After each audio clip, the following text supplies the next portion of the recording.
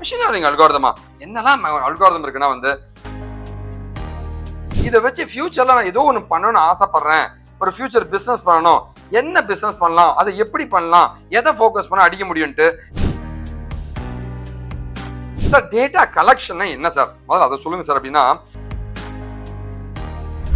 Data சயின்ஸோடைய life cycle எப்படி அந்த process நடக்குதுன்றத பத்தி டீட்டெயிலா ஒரு வீடியோ வேணும்னு கேட்டிருக்காங்க. அதுக்காகவே வந்து ஒரு செம்ம வீடியோ நான் போட்டிருக்கேன். நான் உங்களோட venkat.kaashiv இருக்கேன். இது 5 நிமிஷம் நான் சொல்லி தர போறேங்க. Data science in 5 minutes.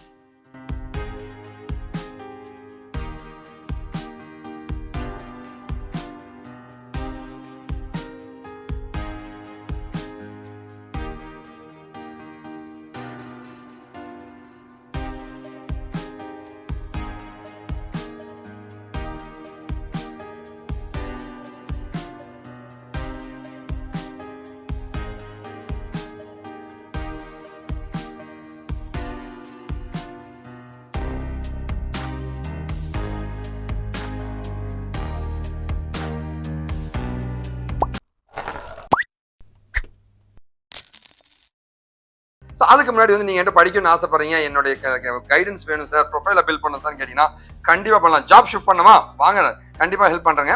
இது என்னுடைய மெயில் ஐடிங்க, இது என்னுடைய ஃபோன் நம்பருங்க. கால் பண்ணால் ஒருவேளை கால் முடியல வாட்ஸ்அப் பண்ணுங்க. சென்னையில் மதுரையில் மட்டும் தான் ஆஃபீஸ் இருக்குங்க. ஒரு சாக்லேட்டோ பிரியாணி எடுத்துவாங்க, ஜாலியாக சாப்பிட்டு பேசுறாங்க. இது என்னுடைய இன்ஸ்டா அக்கௌண்ட்டுங்க.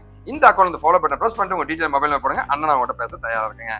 சரி ஓகே, டேட்டா சயின்ஸ் என்ன சார்? டேட்டா சயின்ஸ்னா டேட்டாக்கள் மாறிக்கிட்டே இருக்குங்க. ஒவ்வொருத்தருடைய பர்செப்ஷன், இவனுக்கு ஒரு மாதிரி தேவைப்படும் டேட்டா, அவனுக்கு ஒரு மாதிரி தேவைப்படும். ஒவ்வொரு ஃபீல்டோட டேட்டாவும் வேறங்க. இதை வச்சு ஃபியூச்சர்ல நான் ஏதோ ஒன்று பண்ணணும்னு ஆசைப்படுறேன், ஒரு ஃபியூச்சர் பிசினஸ் பண்ணணும், என்ன பிசினஸ் பண்ணலாம், அதை எப்படி பண்ணலாம், எதை ஃபோக்கஸ் பண்ண அடிக்க முடியும்ட்டு நிறைய ரிசர்ச் பண்ணா அப்பதான் டேட்டா சயின்ஸ் உருவாகுதுங்க. பிசினஸ்ல பாத்தீங்கன்னா வந்து ஒரு அனாலிட்டிக்ஸ் டூல் நான் உருவாக்கணும் சார். சார் எவ்வளவு பணம் வருது, எவ்வளவு வருமானம் வருது, அனாலிட்டிக்ஸ் டூல் பண்ணணும் சார். ஒரு ஹெல்த் கேர் ரிலேட்டட் ஒரு ஸ்டார்ட் அப், ஒரு கம்பெனி ஆரம்பிக்கணும்னு ஆசைப்படுறேன் சார். ஒரு இ காமர்ஸ், பிளிப்கார்ட், அமேசான் மாதிரி தயாரிக்கணும் சார். ஒரு கஸ்டமர் ரிலேஷன்ஷிப் மேனேஜ்மெண்ட் பிசினஸ்ங்க. ஓகே, ஒரு சிஆர்எம் ஃபோன் பண்ணி கஸ்டமர் ரிலேஷன்ஷிப் பண்ற மாதிரி ஒரு பிசினஸ்ங்க. ஒரு ஆன்லைன்ல ஒரு சர்வே டூலுங்க, ஒரு மியூசிக் ஆப்புங்க, ஒரு யூடியூப் மாதிரி ஒரு வெப்சைட்டுங்க, ஒரு வீடியோ மேக்கிங், வீடியோ கேமிங் மார்க்கெட்டுங்க. இல்ல வந்து ட்விட்டர், ஃபேஸ்புக் மாதிரி, லிங்க்டின் மாதிரி ஒரு பிளாட்ஃபார்ம் தயாரிக்கணும்.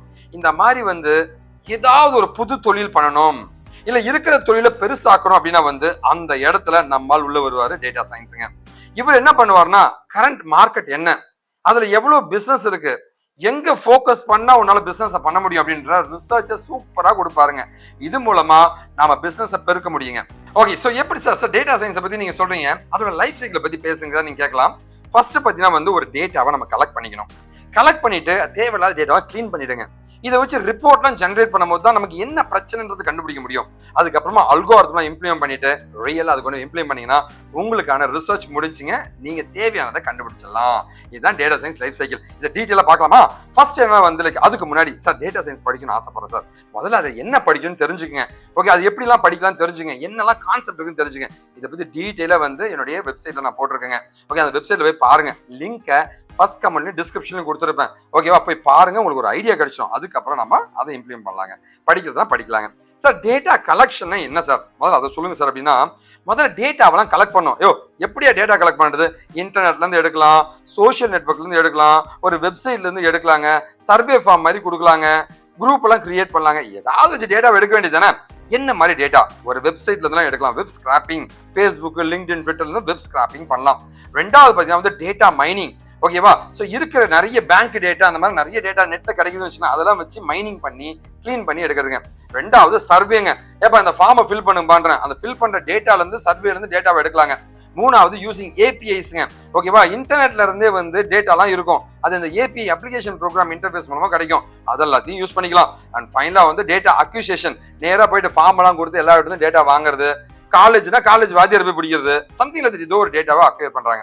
இந்த மாதிரி முதல்ல நம்ம டேட்டாவை கலெக்ட் பண்ணணும்.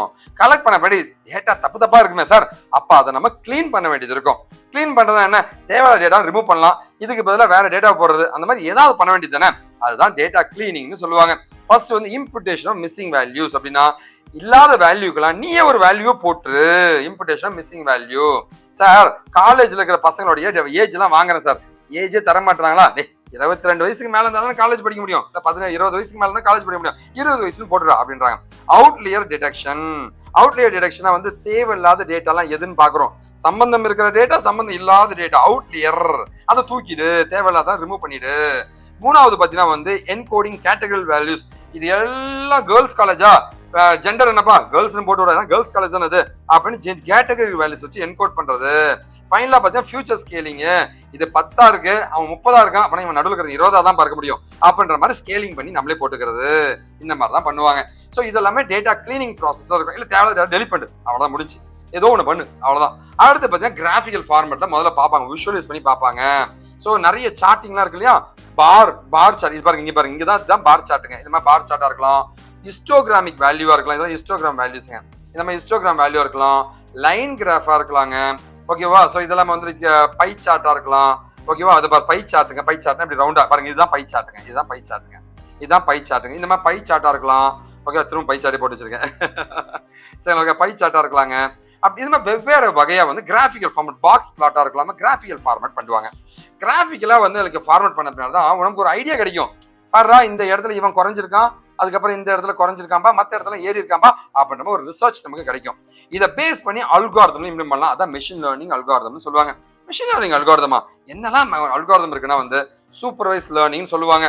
கரெக்டான டேட்டா தெரியும், இதுல இருந்து ரிசர்ச் பண்ணுப்பா, அது சூப்பர்வைஸ் லேர்னிங். சார் சரியாவே டேட்டா தெரியாது சார் அப்படின்னா வந்து அது அன்சூப்பர்வைஸ் லேர்னிங் அப்படின்னு சொல்லுவாங்க. அடுத்து பார்த்தீங்கன்னா வந்து இதோடைய அன்சூப்பர்வைஸ் லேர்னிங்னு சொல்லுவாங்க. இதுக்கப்புறமா வந்து கிடைச்சிருக்கிற ரிசல்ட்டை வச்சு அந்த சுச்சுவேஷனுக்கு தகுந்த மாதிரி அந்த டைம்ல ஏதோ ஒரு ரிசர்ச் பண்ணினா அது same like combination of supervise and unsupervise தான் செமி சூப்பர்வைஸ் சொல்லுவாங்க. இதுக்கப்புறம் கிடைச்சிருக்க டைம் டேட்டாவெல்லாம் வச்சு ரிசர்ச் பண்றது தான் வந்து ரீஇன்ஃபோர்ஸ்மெண்ட் லேர்னிங்னு சொல்லுவாங்க. இந்த செஸ் கேம்லாம் இருக்கலாம், இந்த ஸ்டெப் வச்சா இதை பண்ணு, அந்த ஸ்டெப் வச்சா இதை பண்ணு அப்படின்னு தான் ரீஇன்ஃபோர்ஸ்மெண்ட் லேர்னிங். ஃபைனலா பார்த்தீங்கன்னா வந்து 5வது ஆப்ஷன் என்னன்னு கேட்டீங்கன்னா வந்து டீப் லேர்னிங் சொல்லுவாங்க. இது வந்து இன்னும் கொஞ்சம் ஃபர்தர் ரிசர்ச் பண்ண ஆரம்பிப்பாங்க. ஸோ இந்த மாதிரி வெவ்வேறு வகையான மெஷின் லேர்னிங் அல்காரிதம் இதில் இம்ப்ளிமெண்ட் பண்ணி சார் டேட்டா சயின்ஸ் நீங்கள் அதான் மெஷின் லேர்னிங் அதில் வந்துருங்க, ஓகேவா. இதுதான் டேட்டா சயின்ஸுங்க, ஓகேவா. மெஷின் லேர்னிங் அல்காரிதம் இம்ப்ளிமெண்ட் பண்ணிட்டாங்க. அதுக்கப்புறமா ரியல் வேர்ல்டில் போயிட்டு நாம அந்த டேட்டா இம்ப்ளிமெண்ட் பண்ண போறோம். அதான் நேச்சுரல் லாங்குவேஜ் ப்ராசஸிங் டெக்னிக்ஸ்னு சொல்லுவாங்க. முதல் நேச்சுரல் NLP டெக்ஸ்ட் கிளாசிஃபிகேஷன். இவன் சிரிக்கிறான், இவன் கெட்ட வார்த்தை பேசுறான், நல்ல வார்த்தை பேசுறாங்க, இது பாசிட்டிவா இருக்கு, நெகட்டிவா இருக்கு, சம்திங் இது டெக்ஸ்ட் கிளாசிஃபிகேஷன். இந்த இடத்தில் நம்ம டேட்டா சயின்ஸ் பண்ணலாம். சென்டிமெண்ட் அனாலிசிஸ்ங்க, ஐ எம் ஹாப்பி, சோகமா ஹாப்பின்னு சொல்ற, சென்டிமெண்டா வந்து அனாலிசிஸ் பண்ணி உண்மையை கண்டுபிடிக்கிறது. டாபிக் மாடலிங், ஒரு டாபிக்கை வச்சு அது என்ன பத்தி பேசுறாங்க நம்ம கண்டுபிடிக்கிற ஏரியாஸுங்க. ஸ்பீச் ரெகக்னிஷன், மேல பாருங்க ஸ்பாம் ஃபில்டரிங், ஓகேவா. இந்த மாதிரி ஸ்பீச் ரெகக்னிஷன், டெக்ஸ்ட் சம்மரைசேஷன், இந்த மாதிரி நிறைய ஃபீல்டு இருக்குங்க. ஸோ இதுக்கு இந்த மாதிரி நேச்சுரல் லாங்குவேஜ் ப்ராசஸிங்ல போயிட்டு ரியல் வேர்ல்டுல அப்ளை பண்ணும்போது உனக்கான அந்த அல்காரிதம்ல இருந்து அந்த டேட்டா வச்சுக்கிட்டு நாம உண்மையாவே ஒரு விஷயத்தை கண்டுபிடிச்சிட முடியும். இதுதான் அந்த 5 ப்ராசஸ்ங்க டேட்டா சயின்ஸோட லைஃப் சைக்கிள். 5மே பண்ணினா நீ ஒரு டேட்டா சயின்டிஸ்ட் தானுங்க, கலக்கலாமே, ஓகேவா. இதை பத்தி நிறைய படிக்கணும்னா நானே சொந்தமா நிறைய ஆர்டிகல் எழுதியிருக்கேன். வாட் இஸ் டேட்டா சயின்ஸ் நிறைய ஆர்டிகல் எழுதியிருக்கேன். லெப்ல பாருங்க நிறைய இருக்கும், போய் பாருங்க, லேர்ன் பண்ணி உங்களுக்கு என்ன உதவினாலும் கேளுங்க அண்ணங்கிட்ட, கண்டிப்பா நான் பண்ண தயாரா இருக்கேன். நீங்க எனக்கு பண்ணக்கூடிய ஒரே ஒரு ஸோ இந்த லிங்க் வந்து டிஸ்கிரிப்ஷன் ஃபர்ஸ்ட் கமெண்ட் கொடுத்துருப்பேங்க. நிறைய கோர்சஸ் நான் கண்டக்ட் பண்றேங்க, வாங்க, உங்களுக்கு என்ன கைடன்ஸ்லாம் நான் பண்ண தயாரா இருக்கேன். என்கிட்ட படிக்கலாம்னு பரவாயில்ல, கைடன்ஸ் வாங்குறது தப்பே கிடையாது இல்லையா. ஓகே, ஸோ நீங்க எனக்கு பண்ணக்கூடிய ஒரே ஒரு இது என்னங்க, நல்லதை பகிர்வோம், நல்ல சமுதாயத்தை உருவாக்கும், நாம் வீழ்ந்தாலும் நம் இனம் வாழ்த்துங்க. வாழ்க தமிழ். திஸ் இஸ் விக்கிடிகியன் KaaShiv InfoTech. எல்லாமே சோஷியல் நெட்வொர்க் சேனல்ஸ் முடிஞ்சா ஜாயின் பண்ணிக்கங்க. அண்ட் இந்த சேனலை சப்ஸ்கிரைப் பண்ணலாம், எப்போவா சப்ஸ்கிரைப் பண்ணுங்க. நன்றி, வணக்கம், வாழ்க தமிழ்.